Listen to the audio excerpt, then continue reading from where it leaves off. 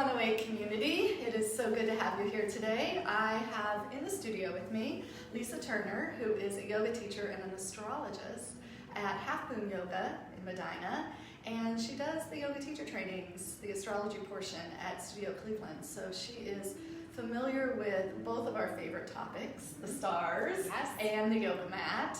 And, well, she's just delightful, so I'm really glad she's here. So when I called Lisa, I said to her, Lisa, like, what's with the astrology? I love it so much. I love the little tidbits. I know you know so much more. Why do people reach out for this? Why is this helpful and relevant in our times? And she just got started, and I said, stop, come in, and let's share this. So I'm really glad she's here. And she's going to answer the big question, like, what's going on? So I think that we start off wanting to understand astrology probably because of our love life, right? Yeah. We want to know, are we compatible with this person? And we start going through books and we start looking at sun signs. And then we get taken down this rabbit hole of wanting to know how our life is going to unfold and what that means. Astrology can be used as a guide, which it is meant to. You know, planets go through cycles. We go through cycles of growth. So I believe that it's meant to guide us forward in our evolution as a human being versus dictate what is going to happen. Because there is so much fate and free will and choice in how we are going to respond to transits and cycles. Right, and I get the feeling like when I read or listen to different things from different people, even with anything that seems really 3D and solid, there's so many different ways to unpack it, so many different dimensions to it. Like, absolutely. It can be like taken in a number of different directions. Yes, absolutely. Yeah. Absolutely. And when we read, we read horoscopes or we read things online, they are giving you a generalization of what's happening in the heavens, right? What's happening with the transits. And then when you take that and you apply it to your own chart, then you see how it is aspecting your natal planets. And that gives you a completely different flavor of how that's manifesting for you in your life. And I think that was really the first conversation you and I had, is I came into Lisa for her to read my chart. And it was the first time I've been following the astrology. Like, honestly, I think when I was in junior high, when some family from the West Coast came in to visit in Ohio here, and they were like talking astrology, and they're like, Tracy, you should really think about this and read this. And my mom and dad were like, I'm not so sure about that. But it's like it caught my attention. And so like then I started the horoscopes in the newspapers and stuff. Yeah. But it wasn't really, how many years ago? Just a few years ago that you and I met. And I put it in my own chart, which makes a ton of difference. All the difference. A ton of difference. Yeah. Absolutely. It makes the chart come to life. I often tell the YTTs and clients that, these transits are happening. So it's like everything is raining in Akron. Right. It's raining in Akron. But it's lightning that hits your house, which hits your natal chart, which makes the difference for you. Gotcha. So everybody's feeling it, but it's going to impact you, in a completely different way. That's a good analogy. Yeah. And the other part is, we do have this natal chart that we also learn about ourselves. Why do I communicate this way, or why does this frustrate me, or why do I have, a hard time in relationships? All of those things are in your natal chart. When you say like, what is a natal chart, I kind of think of it like the moment you're born, that pin drop maps out your contract. Yep. It is your map for your entire life to learn, to discover. So, like, how does that not leave me feeling really like predetermined? So it's interesting. I love studying as much as I love practicing. And my mom was in the title business. she was a hairdresser, then she transitioned to the title business, and then she got married and started a wedding venue. And she goes, Lisa, I'm going to start this wedding venue. Well, nothing can happen in your life that's not in your chart. Now, she has taken different career paths along the way, but then she ends up in a wedding venue.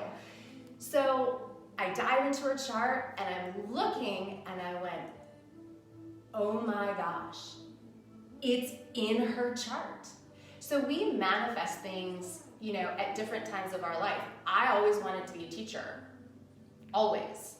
I wanted to be a teacher on a Native American reservation because the stories, the mysticism, all of that called to me. Right. I didn't take that road.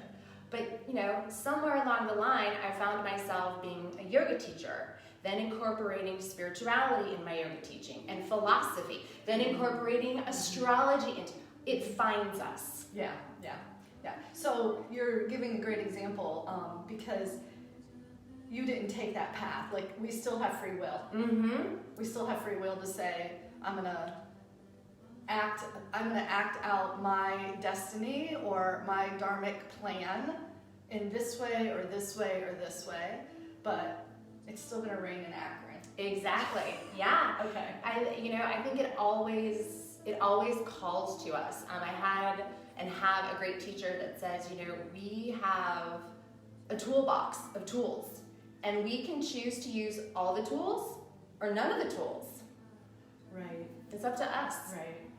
And I think that's one of the benefits, like, as I've grown into my understanding and my use of astrology, and particularly I still have the chart that you read, like, it's taped on my wall, and somebody will say, like, if your Saturn is at this degrees of Capricorn, and I'll go running over and look to see where on my chart it is to see if there's any, honestly, I'm not that good. I just get, like, a hint of something, I'm just trying to weed my way through to see if there's any inspiration or, I don't know, just like thought motivation behind it, where I get a little bit more confidence.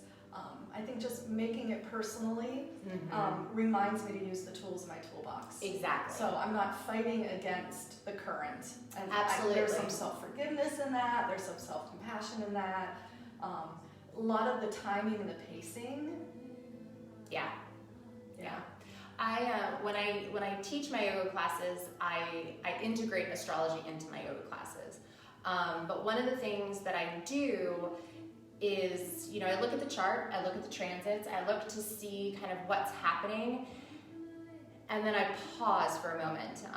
And one of the mantras that I use, and I used today before that I came in, is I say, God, guide me within so that I can see out, so that I'm not overthinking it, that I want to express the transits to my students in a way for them to self-reflect upon. Versus, hey, Venus is going retrograde, look out for those past loves. Or, I don't really want to make those blanket statements, but I do want to give them, what is your love expression? Has your love expression grown over time? I think in one of the Venus retrogrades classes, I did the languages of love, Yes. And kind of had people reflect upon how they express their love nature and how they express that to their partner, kind of giving them something to chew on, Right. versus kind of say, hey, this is going to happen, Right. because they're experiencing that somewhere in their life. There could potentially be experiencing that Venus retrograde over their own natal planets, Right. which is bringing another whole layer to that. And it's so individual because it's like that Venus energy of love can land in any place around the wheel, and it'll be different for every person. Absolutely. So yeah, that's really a nice way to think about it, is to leave so much space for individualization. And I know we talked a lot about fate versus free will, so to leave space for that. Yes. That self-empowerment. Yes. Oh, Yeah. And as yoga teachers, it's not reacting. It's kind of observing, right? A lot of times, and before I became an astrologer, it was, oh my gosh, is it bad or is it good? No, just tell me, is it bad or is it good? I can't. How are you going to respond and react to it? I think that when you have an astrologer or you study astrology, you're able to kind of, like you said, take that in and use that, going, okay, what is it trying to say to me? I'm not going to react, I'm going to observe. And there's such a wisdom in that, Lisa. Like, I love that. I'm probably going to put that on one of my, we have Post-it notes all over. She has green ones, I have yellow ones. I'm going to put that on one of my Post-it notes. As a teacher, we forget because, we mean well and we want to do a really good job and we want to give our best and we want to give everything to our students. And so then it ends up taking their free will and imposing ours. So then we're saying, watch out for that Venus, and we're saying, do this, do that, and it's this big step of maturity to appreciate as a teacher that we're just holding space in the room, and that you even did that with your body, step back, don't react, and let's just, hold space and allow people time. Absolutely, because what we say as teachers or as, an astrologer with a client, I'm planting seeds. So how I say something, it matters. Someone could potentially take what I say and hold it as complete truth and fact and have this, self-fulfilling prophecy. She said that. Well, I want it to unfold the way that it's meant to unfold. A lot of people are looking for that. A lot of people really do come looking for that authority. And so you're promoting their growth and giving them space when you just offer things in invitation. Yeah, absolutely. So if someone comes for a reading, what can they expect? Do you always do the natal chart like you did for me? So it depends. Okay. Some people really don't want the predictive part of astrology. They just want to know about their natal chart. And that's fine. Fabulous, and that's fine. There are times where I don't stick a lot with the natal chart. Sometimes there are things that jump out. I had a client who was going through a Pluto-Venus. So Pluto was aspecting Venus. So that leads me then to the natal Venus. What's this natal Venus doing?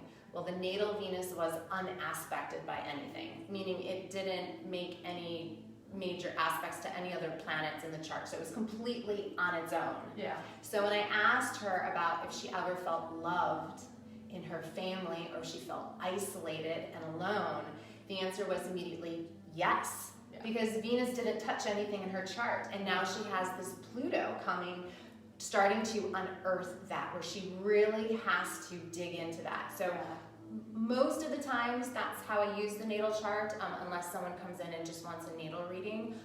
But for the most part, I'm looking at the predictive stuff. I'm looking at the things that are happening now, and we're, kind of talking about that. Against what's going on for them. Cool. Yeah. Excellent. So what else do you have on your mind? So one of the things that is on my Post-it note that I think is really important is I have a Post-it note that says, "Can astrology hurt us?" Oh, good. With a question mark. Good one. I think that we kind of just covered how it can help us, right? As we observe and kind of let things unfold with knowledge. But it can hurt us. And I say that because, I was just mentioning, I had a client who wanted to know, it's 2021 right now, and she wanted to know what was happening in 2026. Astrology can hurt us when we don't allow things to unfold, when we try and control or manipulate. I know that in my early years, before I became an astrologer, I was definitely one.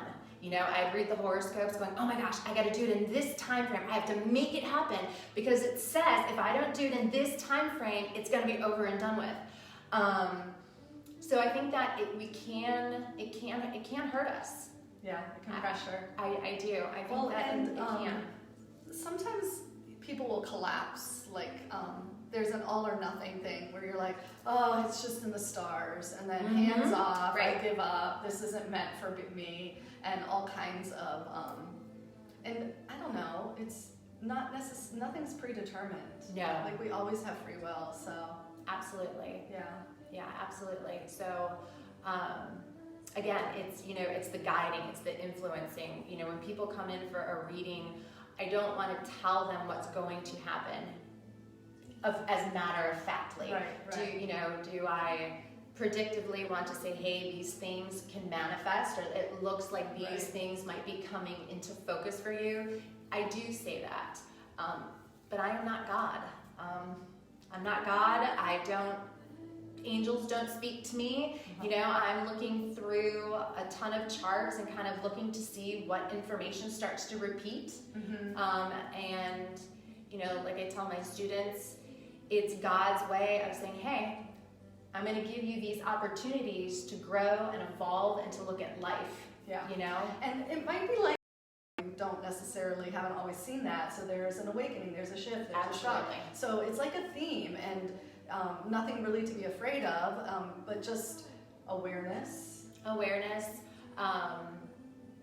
When people hear the word shift or change or awakening, I don't know about you, but people's normal reaction is, oh my goodness. No, I don't want that to happen.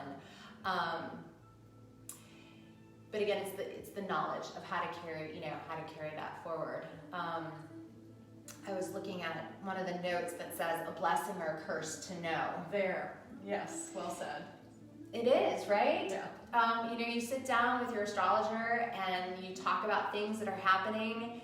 Is it a blessing or is it a curse? Yeah. I know for myself, when I was in the dating world, I asked everybody their birth dates.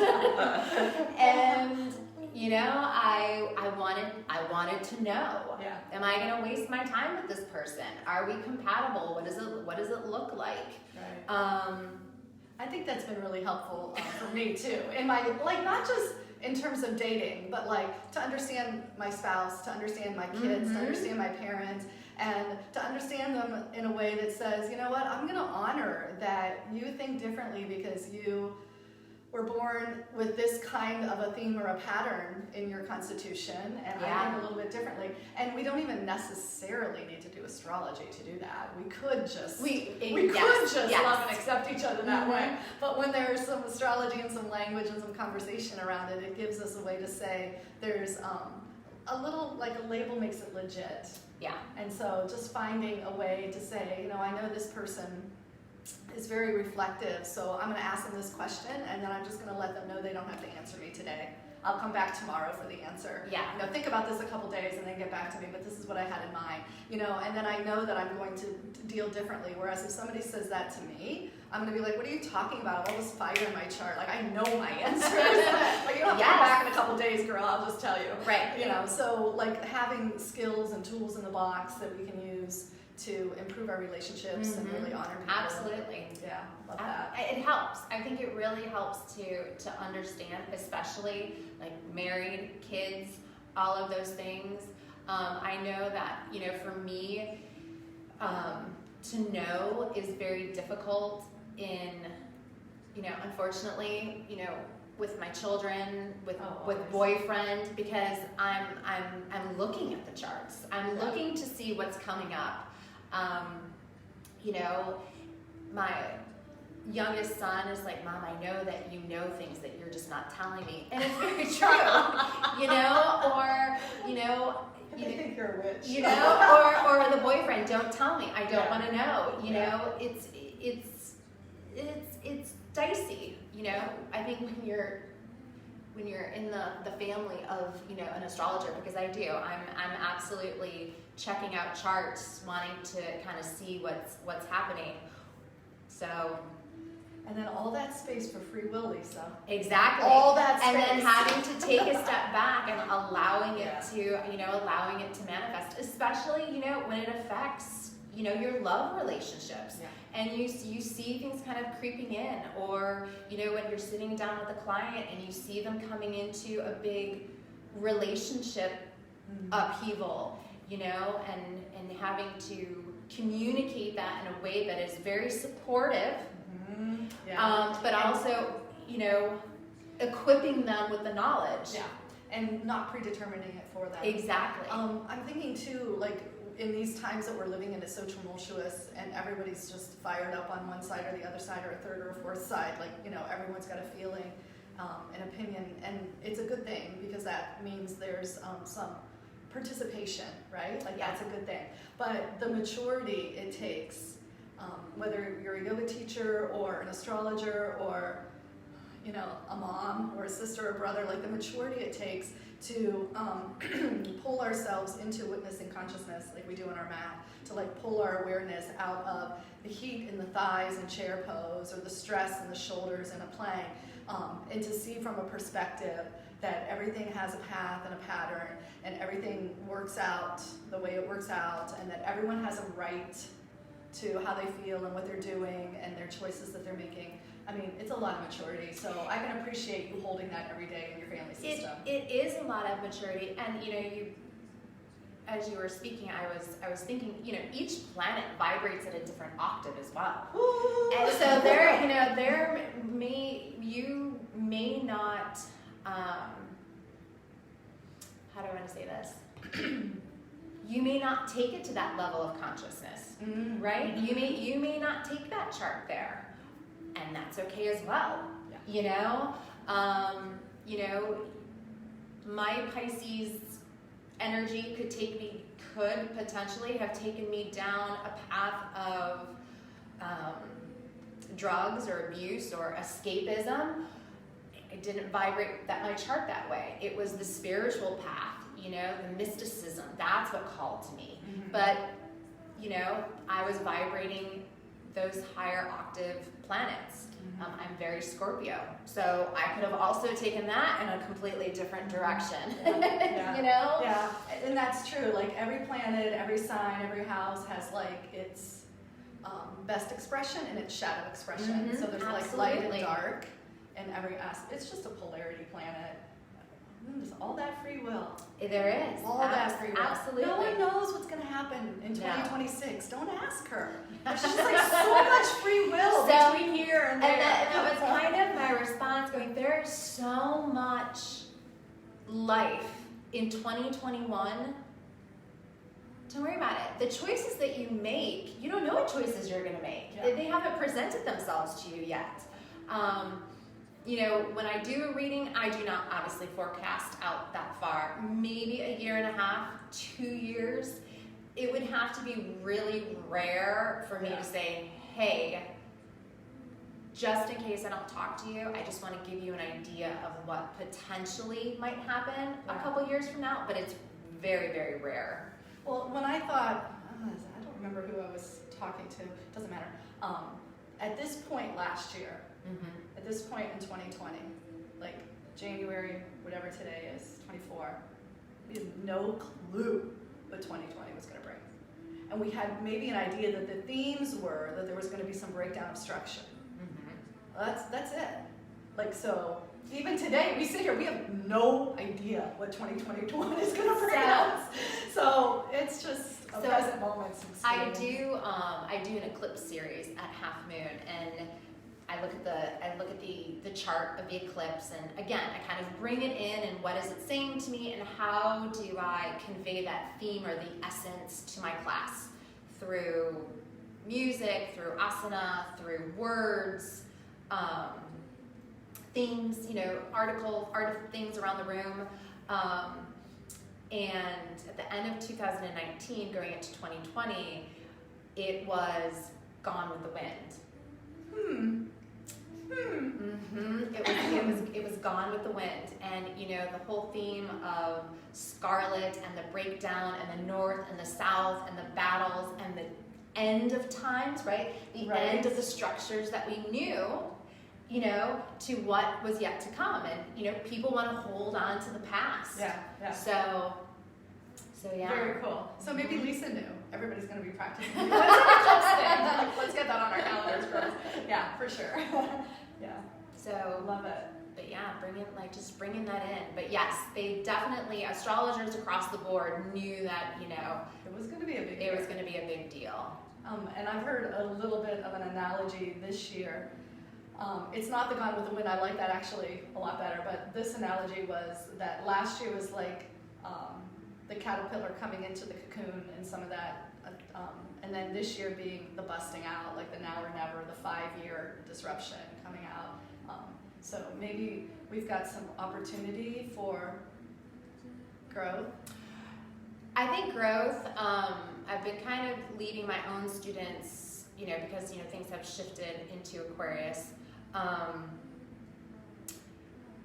is the inner journey. Gotcha. Yeah. The personal work. The personal work, Yeah. yes. I think that could be so helpful to get us out of some of that polarity Yes, too, of who we're following. Yeah. Like get back to Get back to the inner journey. I'm encouraging all of my students, if they're not in a meditation practice, Yeah. Great year for it. I think that there will be, a lot of changes changes in the social media world, obviously. It's interesting, fascinating. Saturn's in Aquarius, and we're starting to have the restrictions and the rules around, the internet. And Aquarius is technology. Aquarius Exactly. is the air. Yeah. Yeah, so kind of like bringing that in, as well. But for me, the way that I have been,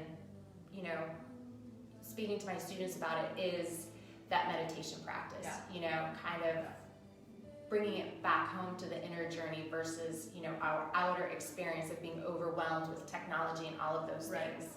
And I think Jupiter in Aquarius, like that sovereignty idea. And so when you come into yourself and you come into your meditation practice and you start to really investigate your inner world and anchor into your inner world, then you know your sovereignty. Then you know you're not accidentally getting pulled by this agenda or shifted into that agenda. And there are a lot, it's like an agenda warfare. There's more than 2 agendas. There are like a lot of agendas pulling at us. And so it's really, really sound advice at this point, I think, to go in and to find some of that for yourself. Yeah, Good absolutely. Stuff. Good stuff. Okay, anything else before we close? Like anything else pop out here? Because that was just the cherry on top of it. Like, she said meditate. And that's really where I'm taking them. Is about that, about that inner landscape. And I guess the only thing that I would leave you with is that I practice and study and meet with clients because I want to help them on their journey.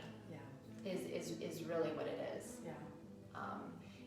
I've gone through many hard times in my life, which I've always had this curiosity for astrology, but it wasn't until my Saturn return that I really started digging down deep into it because I wanted to understand what was happening.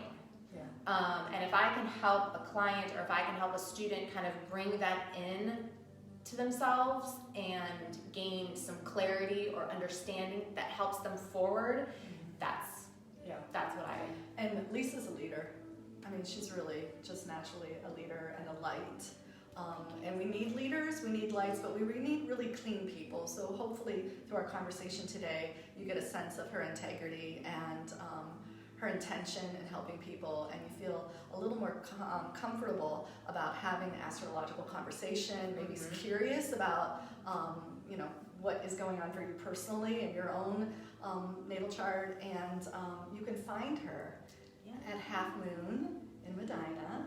And they probably maybe not find you at Studio Cleveland in the yoga teacher training unless you're doing your teacher training there. Right. But definitely, will you come back and talk to us again? Yes, absolutely. Yay. So she will be back, and we will talk more specifically as we start moving through the year and see what we can do to help people just I would love sustain that meditation. Exactly. And my approach for you and for my students is I would love to be able to, we'll look at that chart and then we can have the discussion kind of like, like the Gone with the Wind, kind of how we can apply that in our own life for self-reflection and meaning. This is our year. 2021's our year. Well, thank you. Awesome. Thank you. Satnam, namaste, and all the love in my heart. Thank you, Yoga 108 seekers and community. I'm so glad you were here today, and I hope you enjoyed our conversation. Lisa Turner. Thank you. Bye.